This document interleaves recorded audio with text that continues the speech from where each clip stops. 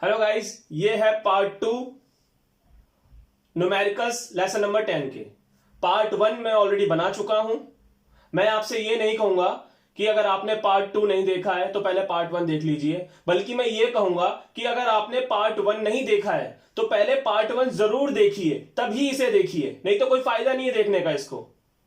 पहले आप पार्ट 1 जरूर देखिए, क्योंकि आपको पेपर में स्कोर करना है।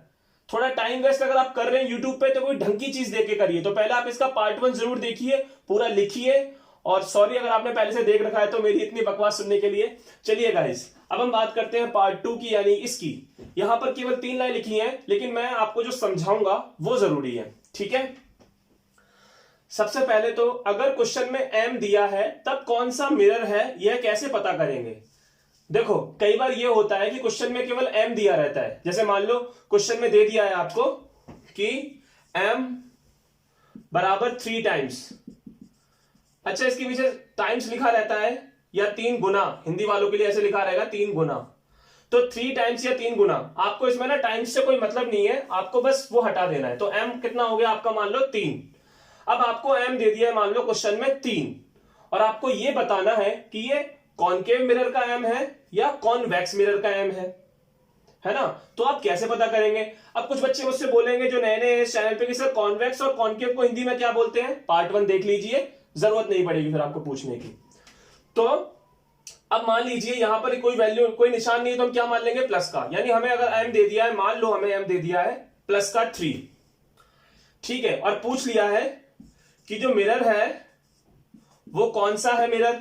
तो कैसे पता करेंगे, देखिए अगर क्वेश्चन में m की वैल्यू दी है, प्लस में दी है, किस में दी है, प्लस में, कोई निशान नहीं तो क्या मान लेते हैं हम, प्लस। अगर क्वेश्चन में m की वैल्यू दी है, प्लस में दी है, तो क्या मानेंगे आप, कॉन्वेक्स मिरर।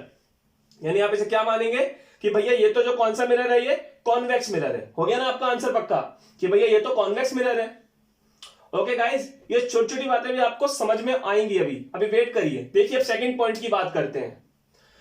अगर क्वेश्चन में m की वैल्यू माइनस में दी है, मान लीजिए क्वेश्चन में आपको m की वैल्यू किस में दे दी है, माइनस में, तो ये कौन सा मिरर होगा, कॉनकेव होगा। आप आंख बंद करके बोल सकते हैं कि भैया ये कौन सा मिरर है, कॉनकेव है। आप कब बोल सकते हैं कि ये कॉनकेव है, ये कॉन्वेक्स है, जब आपको m की वैल्यू दी हो।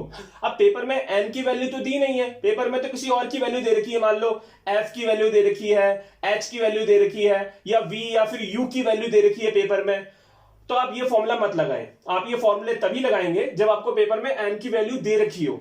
ऐसा नहीं कि आप m की वैल्यू निकाल रहे हैं, नहीं नहीं, आपको m की वैल्यू निकालने वाला सिस्टम अलग है, उसके लिए फॉर्मूला अलग होता है। अगर आपको m की वैल्यू दे रखी है तब आपको ये ट्रिक का इस्तेमाल करना है। ओके, अब देखिए थर्ड पॉइंट बहुत इंपॉर्टेंट है।